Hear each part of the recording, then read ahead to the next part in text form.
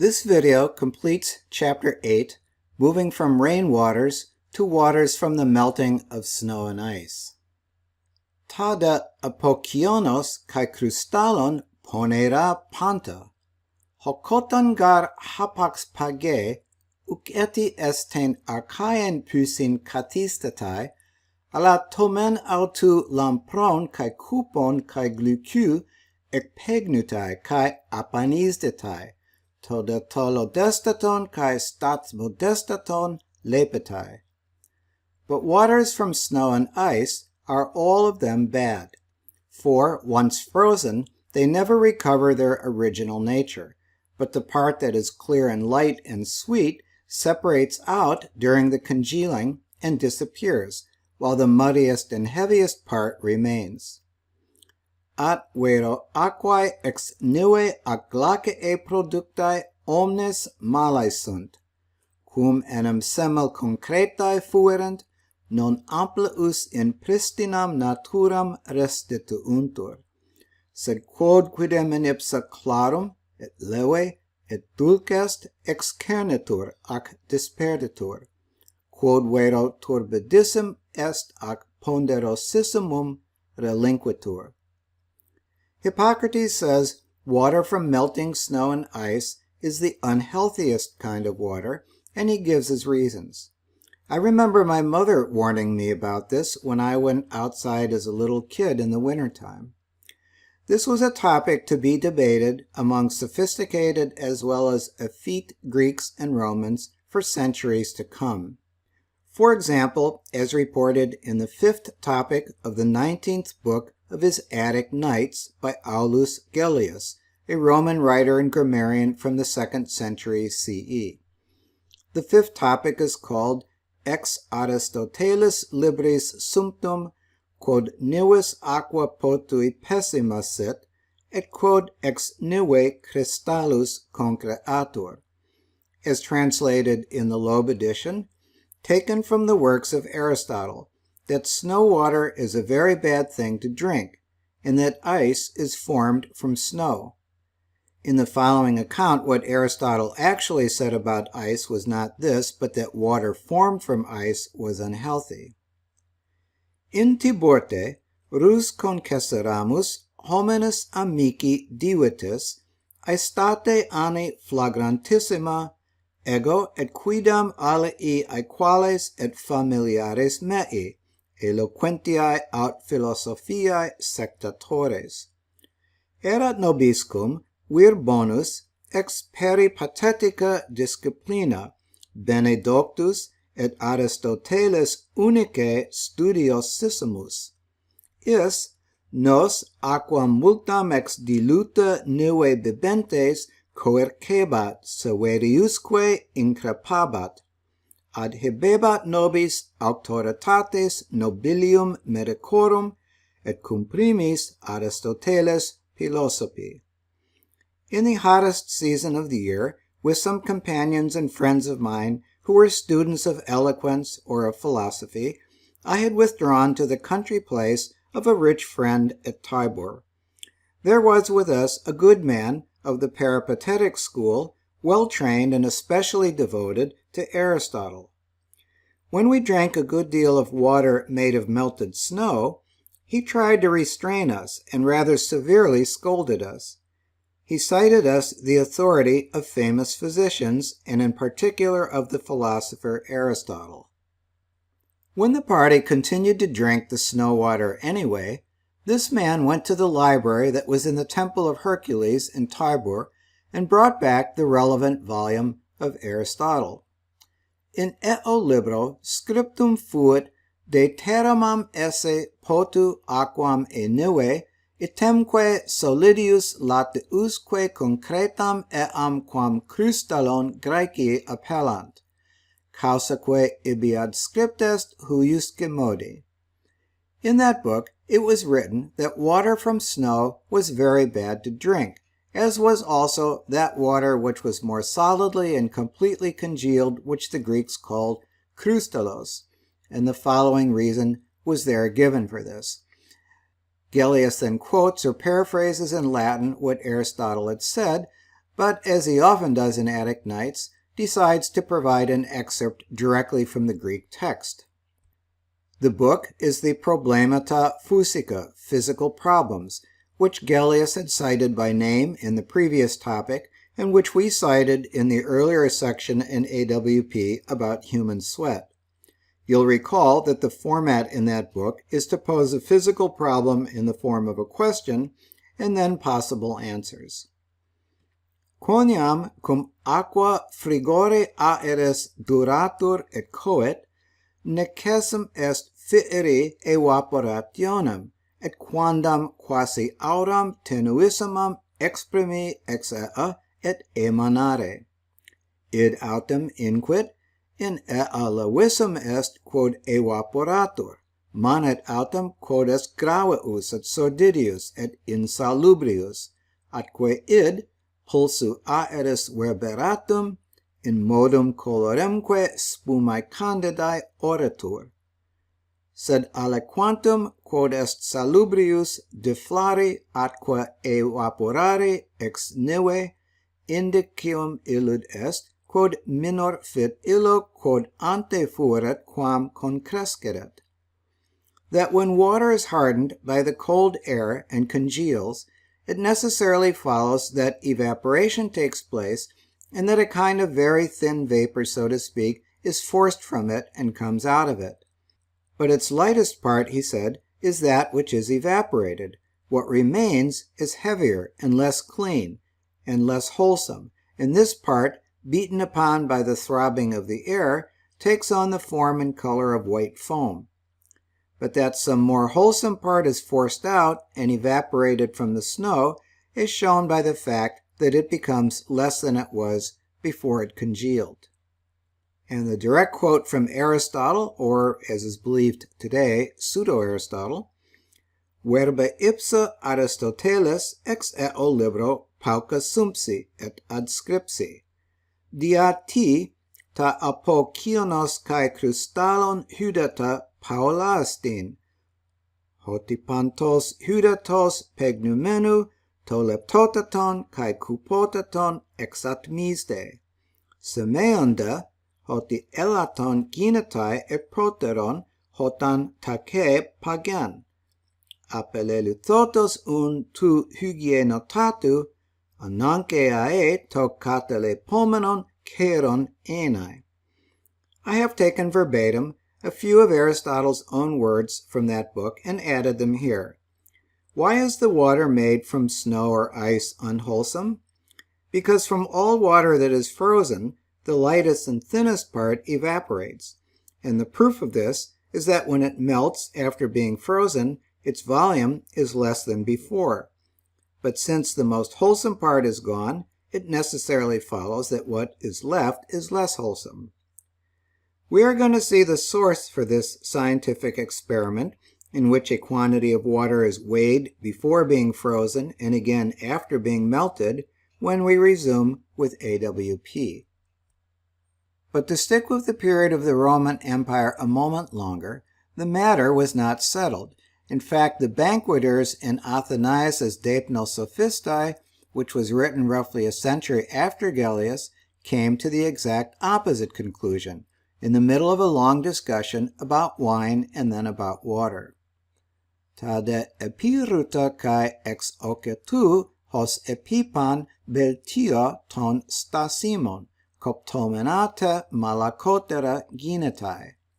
Running water, including that from streams, is generally better than standing water and becomes softer when agitated. Dia tuto kaita apo tes kionos doke cresta enai. Kai gar anagatai to potimoteron kai tuto kekomenonesti toi aeri. Dio kai ton ombrion beltio.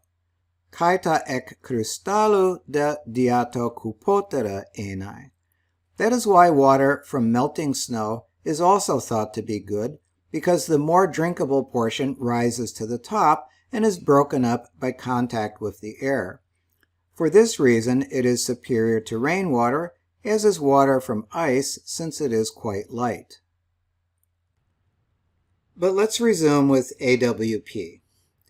gnoes de an hode, e garbule hotan e kemon, es angeon metroi in keas hudor tenai esten aitrien, hina pexetai malista, epita te husterae es enenkon es aleen hoku kalase malista hopagatos, hokotan de lute, anametrein to hudor, helreses elason suknoi. The construction of this conditional sentence is e boule tenai, epeta anametrein, helreses. You can prove this for yourself in the following manner, namely that only the muddiest and heaviest part of the original water remains after the snow or ice melts. If you wish, when it is winter, to pour water into a vessel with a measure and place it in the open air, there where it will freeze the best, then on the next day, having brought the vessel under cover there where the ice will melt the best, to pour the water again into the measure, once the ice is melted, you will find it much diminished. Hoc vero cognoveris hoc modo. Cianum volueris hittimus tempore vasculum certa aquae mensura infusa sub dio exponere, quo maxime congeletur, deinde postridere in locum calidum deportatum cinere, quo maxime glacies liquescat, et ubi exsoluta fuerit aquam metiri, repere es aquam multo pauciorum. This is one of the few quantitative experiments found in the Hippocratic corpus. It is an interesting early development in science, even if the author is unwarranted in drawing from it a qualitative conclusion as follows. Tuto tecmerion, hoti hypotes pexios apanisdetai kai anaxeranetai to kupotaton kai leptotaton ugar to barutaton kai pakutaton ugar andunaito. Taute un nomisto ponerotata tautata hudata enai ta apokionos kai crustalu kai ta tutoisin hepomena pros hapanta cremata. This shows that, under the effect of the congealing, the lightest and finest part disappears and dries up, for it is not the part that is the heaviest and thickest that would not be possible. In this way, therefore, I consider as very bad these waters that come from snow or ice, and the waters that are their analogues, for all purposes. Atque hoc signum est, quod a congelatione id quod levissum ac tenuissum est disperditur, et non quod gravissum et crassissum existit, non enim hoc disperdi poteret. Hac igitur de causa, has aquas quae annive ac glacae elequantur pessimas esse puto ad omnes res, itemque eas quae ad has secuntur. It is not obvious what waters Hippocrates means when he says kaita tutoisein hepomena, which Joanna translates as waters analogous to those from snow and ice. Perhaps you'll recall that when we reviewed the manuscript tradition of AWP at the end of Chapter 2, we said an important manuscript was brought to light in 1970 in Cairo that contained an Arabic translation of the complete commentary of Galen on AWP, a work previously lost to us except in excerpts. We know from this manuscript that according to Galen, the analogous waters are the waters that are cold, like snow and ice. The treatment of waters in airs, waters, places is strikingly scientific. Consider the author's method. He discusses 5 categories of waters. The 5th category, water from mixed sources, hudata pantoda potata, we'll see in Chapter 9. Incidentally, the author never explicitly defines or tabulates these 5 categories. He seems to assume they are familiar to his audience, which suggests he may have gotten them from an earlier medical work or that among physicians, for that is his audience, the categories were commonplace by his time. In any case, as is expected, for each category the author designates the health-related properties of those waters, just as he had done for each type or direction of wind. And as is expected, he spells out the effects of these properties on the human body, either by naming specific diseases or by way of a normative ranking, for example, the best or the worst. However, in the case of waters, he goes beyond simply designating the properties and enumerating their effects. He endeavors to explain the natural phenomena by which these properties and their effects are necessarily so. By the seasons, and the evolution of the properties through the seasons in the case of stagnant waters. In the summertime heat, stagnant waters are necessarily warm and thick and foul-smelling, since these waters have no runoff. More specifically, due to fresh rainwater always flowing in and the sun burning, they are necessarily pale in color, and they necessarily inflict pain and are conducive to biliousness. In the winter, by contrast, they are necessarily frosty and cold and muddied by the snow and frosts, and so exceedingly conducive to phlegm and sore throats. Or by the water's origins, in the case of spring waters from under rocks, or waters from metal and mineral-laden areas underground. These waters are necessarily hard and heating and obstructive of urination and defecation. Or in the case of water originating from springs atop high places and earth-covered hills. From such deep springs, the waters cannot but be warm in winter and cold in summer, which the audience knew was considered to be a healthy property of water. Or in the case of water whose origin is from mixed sources, such as large rivers and lakes, fed by many smaller streams. These sources introduce waters with opposing properties, such as sweet and salty, which then necessarily contend for dominance, with varying effects depending on which properties prevail, as you'll see in Chapter 9. Or by the water's process of formation. We've just seen, for example, that waters from the melting of snow and ice are necessarily ponera, because they are the result of an evaporation process that leaves behind the muddiest and heaviest part of the ice. This is demonstrated by a quantitative scientific experiment. And the superlative properties of rainwaters also necessarily result from the way rain is formed. This is demonstrated by what amounts to a monograph on the formation of rain. In earlier chapters, we had a glimpse at the fascinating coexistence for many centuries of scientific Greek medicine, beginning with the medicine of the Hippocratic corpus, and what I'll call religious medicine, especially the cult of Asclepius.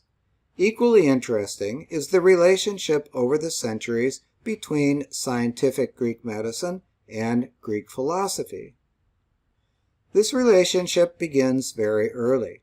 In particular, any student of the early Ionian pre-Socratics, who were called by Aristotle hoi physikoi or physiologoi, is going to be struck by the resemblance between their theories of nature, such as they can be reconstructed, and the monograph on rain formation in this early Ionian work from the Hippocratic corpus. If you are interested in learning more, take a detour and proceed to our Chapter 8 appendix on the pre-Socratics. Otherwise, proceed directly to the final chapter on water in AWP.